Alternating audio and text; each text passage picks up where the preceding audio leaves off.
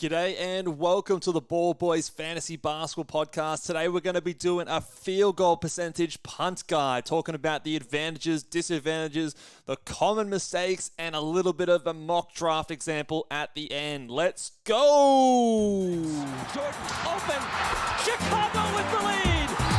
Bryant to Shaq! Not a game.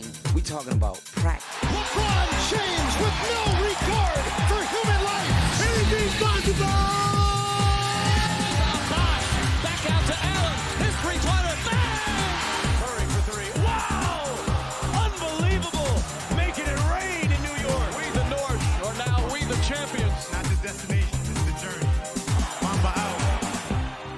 G'day and welcome again to the Ball Boys Fantasy Basketball Podcast. I'm your host, Mitch Casey, and you can find me on Twitter at Ball Boys Fantasy.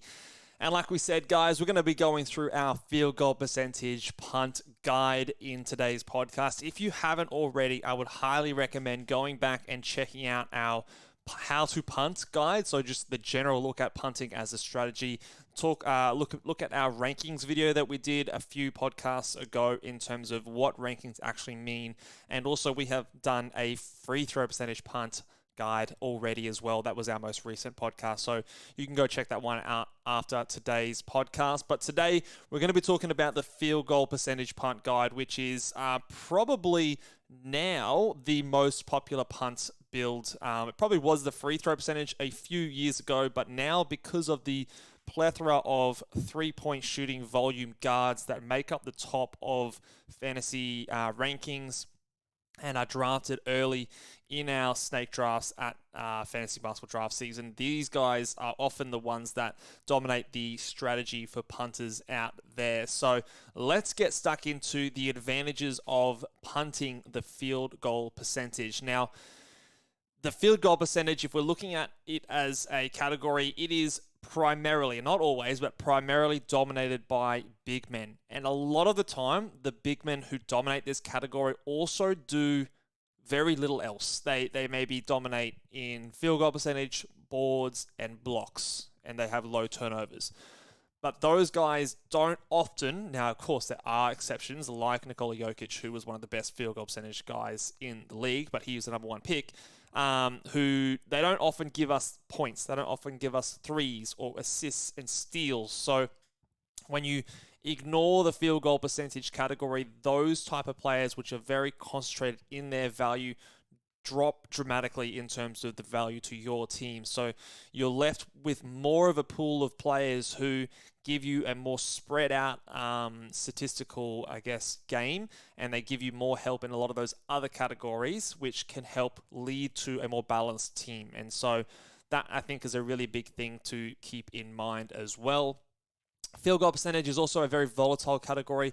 Much like the free throw percentage, it probably is a little bit less volatile year to year, but definitely week to week. So one of the advantages of this punt guide is it sort of not eliminates the threat of shooting slumps, because obviously if you're in a shooting slump, you're not going to be scoring as much, you're not going to be hitting as many threes. But if you're in a shooting slump and a player's going through a cold stretch, that can affect a lot of categories. But if we just take out one of the variables that is field goal percentage, it can sort of lessen the blow a little bit. And at least if someone's not shooting well from the field, but they're still taking a lot of attempts, you can still get, a few threes out of a player. They still might go and score a lot. Maybe they get to the free throw line a fair bit and score their points that way. But the sting of them shooting poorly is taken out, because every player, most players, even the best players in the NBA will go through a shooting slump at some point. And if it's in your fantasy playoffs or your finals, that can definitely be something that is very unfortunate, and is a little bit of luck involved in terms of the timing of fantasy basketball in head-to-head formats especially. So if you can take that variable out of it, it is a good way to at least mitigate or reduce the luck component to a certain degree in fantasy hoops. And the last thing here is that it pairs well with other big man punts. So if you're going to punt field goal percentage, it also pairs well with punting rebounds or punting blocks or punting all three. So you can build a very strong guard, wing-heavy team, which is a very formidable strategy and builds that you can go through when doing fantasy basketball drafts. So we'll get stuck into that a little bit more later on, but let's also go through maybe some of the disadvantages to punting field goal percentage compared to other ones. And I've just realized that on my title here, it still has the free throw percentage, so we're going to go ahead and change that real quickly on the fly here. There we go, a little bit of magic there. Punt field goal percentage guide, not punt free throws. So yes, compared to the free throw percentage, I'll skip ahead to the second point. There's probably not as much upside. Now, what I mean when I say that, we discussed on the previous podcast that free throw percentage has the highest changes and fluctuations in value because of all the categories, especially some of the league worst free throw percentage contributors like a Giannis, like a Steven Adams, and all of these other guys, Claxton, Gobert, Zion Williamson. The field goal percentage doesn't quite have those extreme negatives, so when you punt it, you're not creating as much of a change in value. However, what you are doing is on the flip side, those guys who are really dominant in field goal percentage no longer have that huge boost in value to you. So that can also change things in the other respect. There are probably more players who are elite and dominant in field goal percentage than there are players who are elite and dominant in free throw percentage. So the boost you're getting from punting the field goal percentage is not necessarily your increasing the value of the players who shoot poorly from the field. There's also a big advantage to decreasing the value of guys who are elite in that category because, like we said before, those guys who are elite at those categories are not very good in a lot of other categories. So it's kind of a different way of thinking compared to a free throw percentage, because in free throw percentage, there's not actually that many guys who are truly, truly elite. There's maybe, according to last year, there was only 4 players over a Z score versus a field goal percentage. There is 1, 2, 3. There's a few guys closer, maybe 6 guys above that 1.9. A lot of guys over 1.5 versus in the free throw percentage, there's only a handful who are over 1 standard score above average. So I think it is a little bit more of a telling story of where the value is. But in terms of that sheer increase in value, not as much as the free throw percentage. And then many of the early guards in fantasy basketball drafts are poorer field goal percentage. So this can lead to it being a very popular strategy, and it can lead to a lot of your other people in the league doing a similar strategy to you, because you can have in the first round 3 or 4 guys that you might think of as punt field goal percentage players. So when there's multiple of you guys kind of doing the same strategy, then that can lead to the value not being as much there because you're all kind of having the similar kind of boards anyway. And if you're all punting the same things, well, then the point of punting is kind of gone now because you now have a similar board. And if you were all not punting, it'd be the same kind of effect. So for that reason, that could kind of take a little bit of the value out of it if a lot of you guys have the same idea. So those are the advantages and disadvantages. Let's go through the top 25 guys who are boosted by field goal percentage. What I mean by that is the players who were finished in the top 25 last year, which of them had field goal percentage as their worst category. And there are 6 players here: Damian Lillard, Jason Tatum, Fred VanVleet, that is, James Harden, LaMelo Ball, and Paul George. So 6 players out of the top 25. And of the punt guys that we're going to do, this is by far the most. We had 3 players in the free throw percentage group, and this one is more than the next 2 in terms of points and assists that we're going to do in the coming days. So definitely the most common weakness in the guys in the top 25 is that field goal percentage, because a lot of them are your dominant guards that are shooting lots of threes. The more threes you shoot, the poorer your field goal percentage is generally. There are exceptions, obviously, but this is, again, one of those reasons that we sort of said that it is a common strategy that a lot of people can use, because if you draft 2 of these guys in your first couple of drafts, which a lot of teams will be doing, then you're in a tough position to kind of make up that field goal percentage. You can do it easily, quite easily, but sometimes a lot of people will just go, okay, no, let's not worry about it. Let's make my field goal percentage poor. And this is where the advantage of doing a soft punt might come into play as well. So definitely something for us to keep in mind, but it is, of course, by all of these punt builds, the most common weakness in these good players. So let's talk about the guys who are boosted the most. Now, in this list here, we have a number of different players. We'll go through them. The worst field goal percentage guy, the guy that has boosted the most, is Fred VanVleet, who's shot under 40% for multiple seasons. LaMelo Ball at number 2, Terry Rozier at number 3, Cade Cunningham at number 4, Trae Young at 5, Jalen Green at 6, Damian Lillard at 7, James Harden at 8, Klay Thompson at 9, and Dylan Brooks at 10. Now, the thing you'll notice on this one, 10 out of 10 are guards.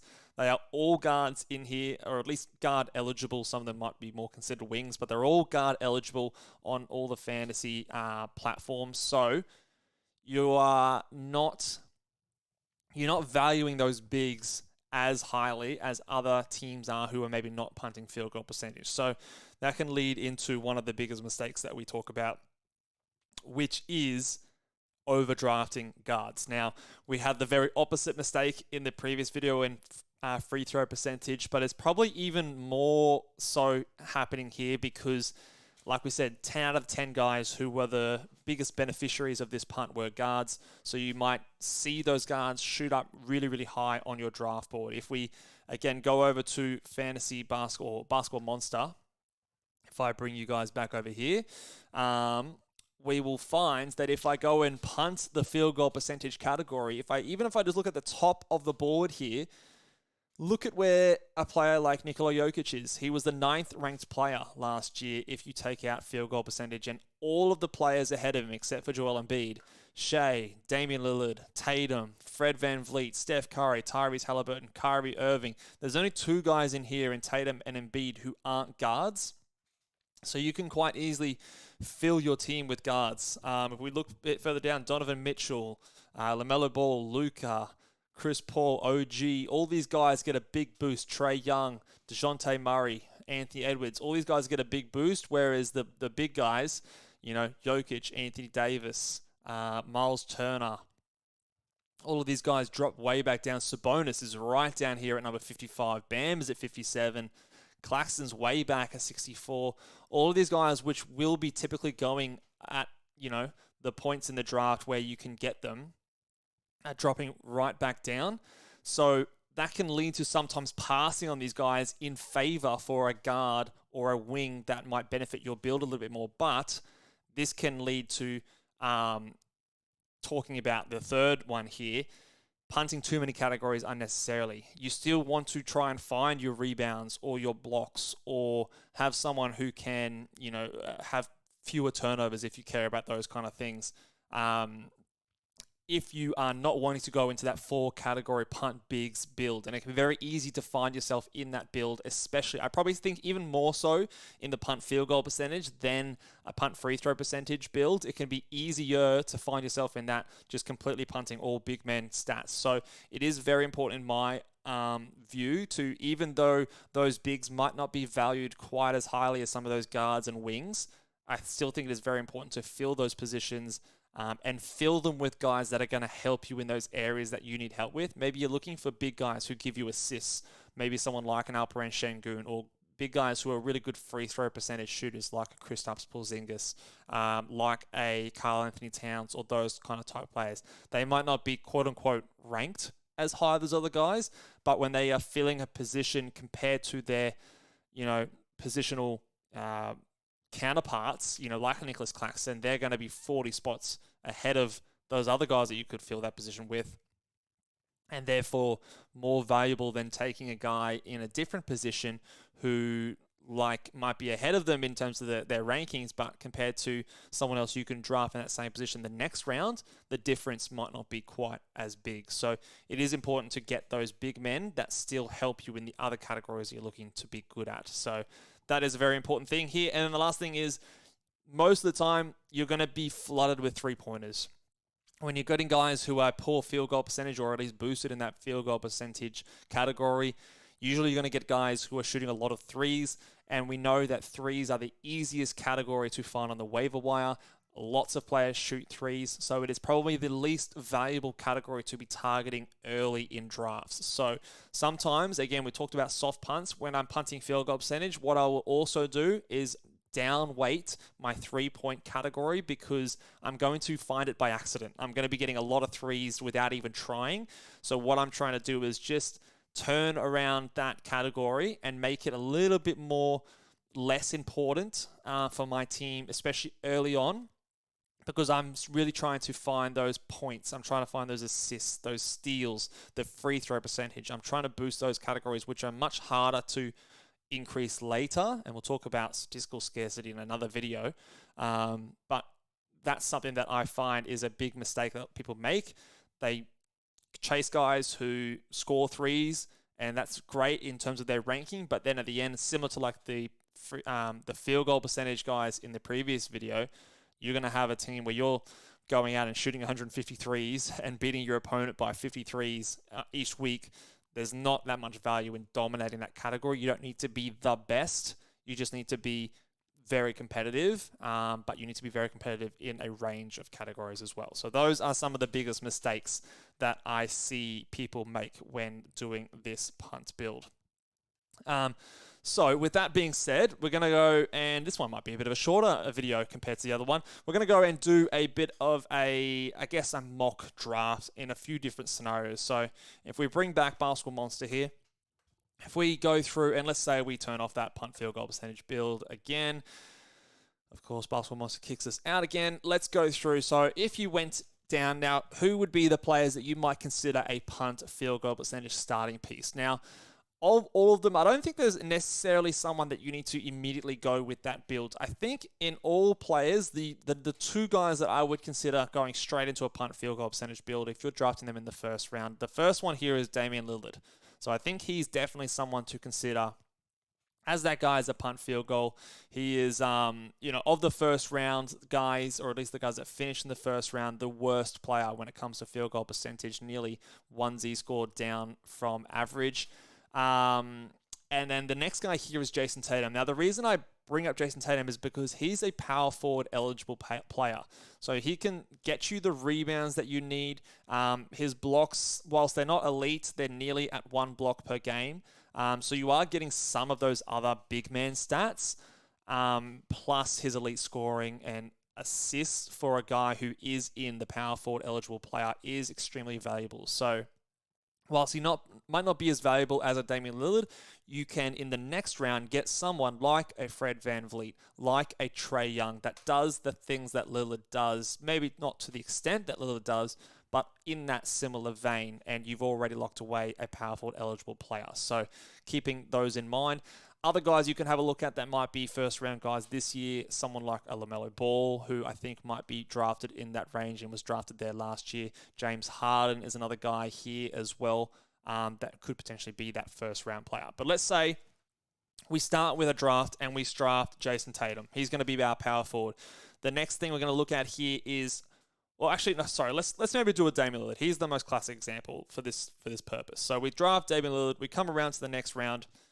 Who are we looking for? We can look at getting a Fred VanVleet, who, when we looked at that punt build, he was definitely right up there. So we punted the field goal percentage. Fred VanVleet was the 5th highest rated player. So we can get him. He's going to really help our steals, help our assists, help our threes. But what we probably need to keep in mind is we're talking about statistical scarcity. What's going to be hard to find later? The threes and steals, which Fred VanVleet is elite in. Or if we looked at someone like a Trae Young, for example, he's elite in scoring, he's elite in free throw percentage. Their free throw impact is probably similar. In fact, actually no, Trae Young's is nearly twice as good. So he's going to be elite in those 3 categories. Now, in my opinion, this is where we would go someone like a Trae Young and lock away, get those points and assists really, really high. The free throw percentage really, really high. We've got a really good buffer in that category, hard to do later. And we're going to go here. But that means now we've got 2 guards. So let's say in the 3rd round, we're looking at maybe trying to square away a guy who can provide us. Right now, our blocks are really, really down because we've got the 0.1 blocks from Trae Young. We've got the 0.3 blocks from Damian Lillard. So we have a decision to make. We have to decide, okay, am I going to be trying to be punting blocks and field goal percentage? Should I be just punting field goal percentage and try and save it a little bit? I also need to concentrate on my rebounds. So I probably need to start to look at some of the big men who provide me good value. So what we can do, again, we can go in and maybe unselect some of these other positions, and we can look at some of the big men. Now, this year, might even see someone like a Karl Anthony Towns dropping away down boards. Kristaps Porzingis sometimes slides because of his injury risk, dealing with plantar fasciitis at the moment. Sometimes Paul George might be there. Now, he doesn't really provide us those classic big man stats, but he at least does fill that power forward position. So maybe we are leaning a bit more into that 2 or 3 category punt. So we've got some decisions to make, Karl Anthony Towns. Now, in this build, Karl Anthony Towns is only the 41st ranked player, but drafting him here in the 3rd round in the 20s or 30s is still probably a good play, because then I can fill that center position and get the nearly 5 assists that he gives me, get me the threes that he gives me, give me the good free throw percentage that he gives me from that center position. So despite him not ranking as well as this spot, I still think he's a really good target to get here. Same with maybe a Miles Turner. If I wanted to salvage those blocks, getting someone like him just in that one play can really catapult me back into contention in that category. So a few different ways we can go here. Maybe I wait another round and try to target someone like a Julius Randle or a Pascal Siakam potentially might be available, and he's center eligible. And again, you've got the assists, you've got the assists from both these guys. Julius Randle gives you the threes. The poorer free throw percentage, but because I went heavy with the Trae Young, Damian Lillard pick earlier, I can absorb that pretty comfortably. So that's the advantage of doing that a little bit earlier. So those are kind of the forks in the road.